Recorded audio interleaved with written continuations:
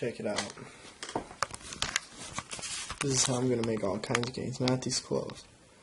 Right there. 3 tubs of cor-whey. Because I ran out of MTS whey. Well, I have like 1.5 scoops of peanut butter fluff left. But obviously you can only do so much with that. And I have Diamondized Elite Vanilla. Gourmet Vanilla. Tastes like shit once I've had MTS whey for so long. I went through my tub of cookies and cream in less than a month, and it was like 60 servings. So, you know, it was GAF, and peanut butter fluff is really good too. Cookies and cream is better. And I was debating on whether I wanted to do the cor-whey or MTS Caramel Sutra. And the reason I chose this was because I got 3 different flavors as opposed to Caramel Sutra. Caramel, white chocolate. 2 of my favorite flavors. You guys know I'm a big fan of white chocolate, but the way the cost figured out was this cost me $68.91. The MTS would have cost me like $53.68. So, you know, this one was a little more expensive for a few more servings, but I wanted the variety.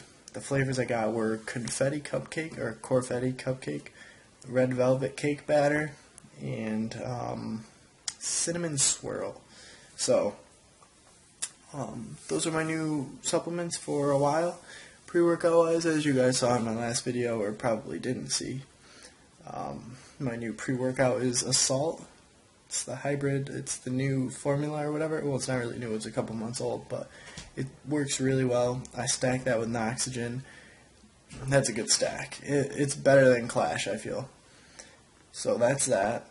You know, I talked on the phone with my coach for a little over an hour yesterday, and we were just talking because I was honestly considering, you know, dropping my prep because I'm letting the negativity kind of get to me. And, you know, when you're in a sport like that, you can't let what people say, you know, bring you down. And I was kind of letting it, you know, just you know, ignore negativity. You know, there's always going to be haters, and you can't take all the shit to heart because it's easy to talk shit, you know, behind a computer screen, or it's easy to talk shit about someone when you don't know what it's like to be in their shoes, whether it be in a financial situation or, like in my case, bodybuilding. You know, people saying that, you know, I'm small and shit, you know, not really being assholes about it, but just it gets you thinking and, you know, makes you wonder if it's really worth it. You know, if I should just take time off, I said to him, I was like, you know, I kind of want to take time off a few years to pack on size before I step on stage again. And he advised that I just stick to it. You know, we've already started, so just keep the goal and fuck shit up, and that's what I'm gonna do. So, you know, I figure I'll get my conditioning in, and we talked a lot. You know, and it's cool because my coach actually competed with Kai Green. They're friends. They talk sometimes. And they competed because, believe it or not, Kai Green used to be a WNBF pro, which is a sanction. It's a pro card in a natural organization. And obviously, you know, he competed with Kai when he won his pro card. So that's really cool. And his sons are also pros. And I'm going to be heading up there probably in late August or early September around my birthday, and we're going to practice posing. He's going to see how my physique's looking, and, you know, the bad thing is his show got changed. It was October 18th, and now it's October 4th, so that's bad for a few reasons. Obviously because I'm losing 2 weeks of prep time, and also because that's my little brother's birthday. So be that as it may, the little shit turns 8, and it's pretty sweet, but, you know, my family probably won't be there, so it'll be me and my girlfriend, or me and, you know, myself, maybe Frank. You know, it's cool. I've done it alone before. I'm not scared, you know, but I will be staying in a hotel for sure, because I'm not doing another 3-hour drive the day of the show. That's fucking crazy, and I've learned. So he doesn't really want me to step on stage going for my pro card in the open, But obviously, if I win novice in the first show, I've got to. So that gives me, 6 weeks. I'm going to match up in early October to see how I match up with some of the older guys. If I win the novice, that's going to give me about 6 weeks. 6 more weeks to shred, to get the conditioning of, a pro, an IFPA pro. Now, he asked me, and I replied, he asked me, would I be willing to sacrifice a little bit of muscle mass to come in better condition? And I told him, hell yeah, I feel, and he would agree with me, that conditioning is a big thing, but you don't want to look stringy.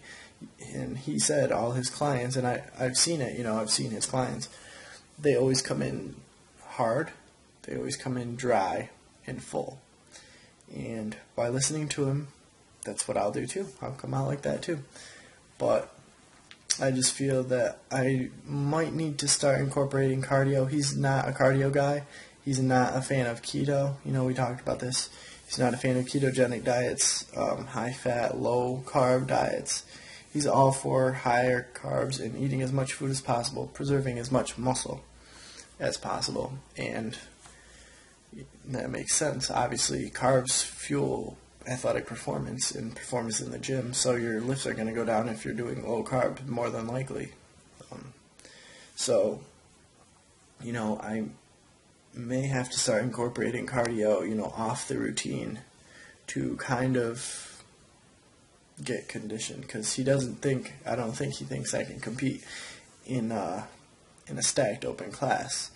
And, I don't really have much size. I'm 18 years old, but his sons won their pro cards at 20 and 21, so I think I could do it. Granted, I'm, relying on him, and his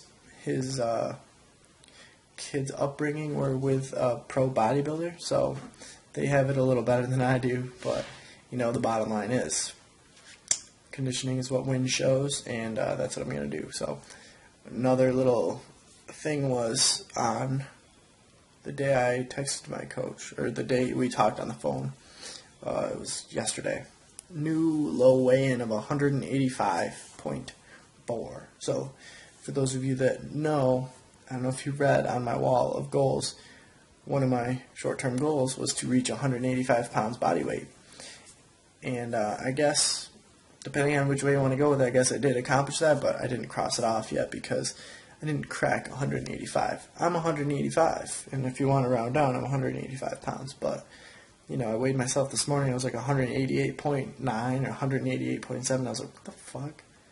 It's weird how your body holds water or, reacts differently or whatever that's a matter of. And so that's just a thing. And we'll see what my weight is tomorrow, but I'm not worried about it. These are after my high and medium days, so I begin my low days on Friday, Saturday, and Sunday now, with a refeed Monday probably.